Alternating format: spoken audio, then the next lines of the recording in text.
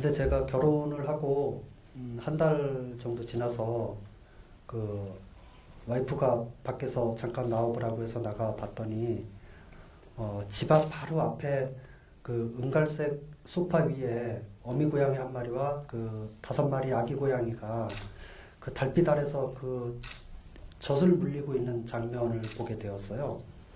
근데 그 장면이 밤에 들어와서 잠을 자도 그 다음 날도 계속 머릿속에서 떠나지 않고 그 영상이 계속 내내 잔상이 남아 있었던 거예요.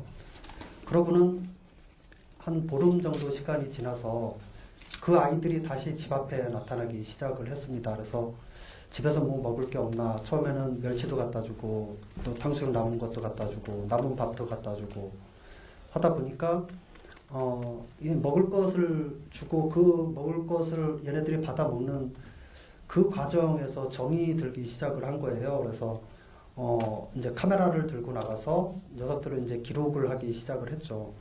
처음에는 제가 책을 염두에 두지 않았습니다.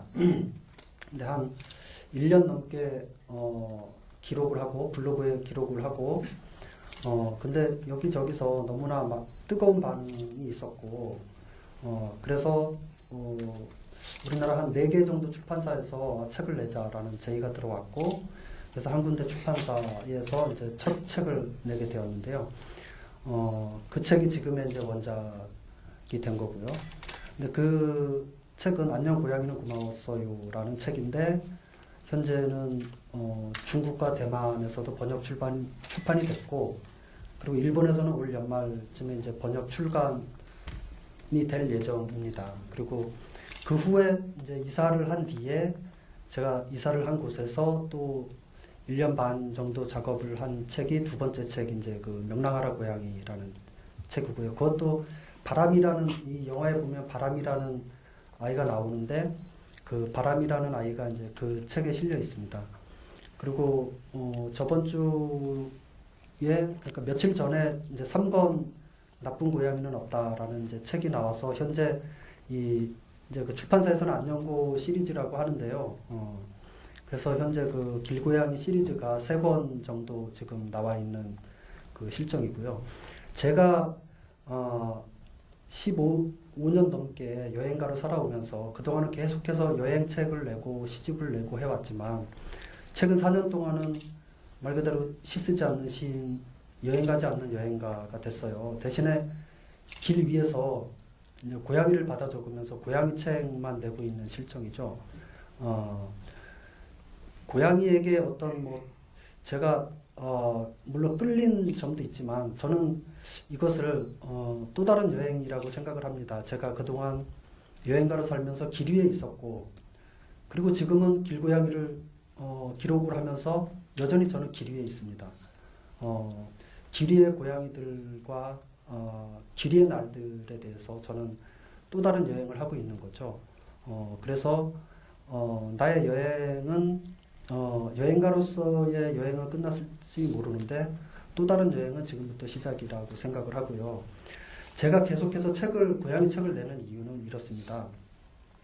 제가 여행가로 여러 나라를 다녀봤지만 고양이에 대해서 이렇게 안 좋은 편견과 좋지 않은 인식과 고양이에 대한 학대와 그리고 사람들의 그 모든 그 고양이에게 모든 것을 떠넘기는, 예를 들어서 새가 어떤 멸종이 된다면 국립공원에서는 그 멸종되는 이유를 고양이 때문이라고 심지어 말하는 그 소위 말해서 생태학자라는 분이 그렇게 말하는 걸 봤어요. 근데 독일에서는 이미 그것에 대해서 이미 유럽에서는 그 얘기가 끝났거든요.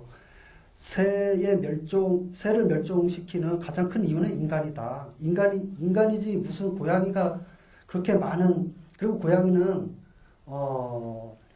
상태가 상당히 안 좋은 새를 잡아먹고요. 그리고 새알을 훔쳐간다고 하는데 새알을 훔쳐가는 그 퍼센테이지를 독일 학자가 기록한 것도 있거든요. 근데 그런 경우에는 다람쥐가 새알을 훔쳐가는 확률보다도 훨씬 낮은 확률입니다. 그러니까 인간이 잘못된 것을 고양이에게 덤터기 씌우는 것까지 고양이에 대해서 인식이 안 좋다는 것이죠. 한마디로. 그 정도로 인식이 안 좋은데 그 인식들을 조금씩이라도 깨뜨려 나가는 작업을 저는 하고 싶습니다. 그래서 제가 라오스에 갔을 때 그곳에서는 모든 여행자들 무릎 위에 고양이가 앉아 있고, 그리고 여행자들이 주는 음식을 고양이들이 자연스럽게 얻어먹고 있고, 집 안과 집 바깥을 자유롭게 활동하고 다니고 있는 그런 모습까지 저는 기대하지는 않습니다. 우리나라에서 단지 고양이가 학대받지 않고, 그리고 우리 시골에서는 쥐약을 놓아서 고양이를 많이 죽이고 있는데, 그런 정도, 그러니까 고양이가 학대받지 않는 정도만 돼도 좋겠다라는 그런 생각이 있습니다.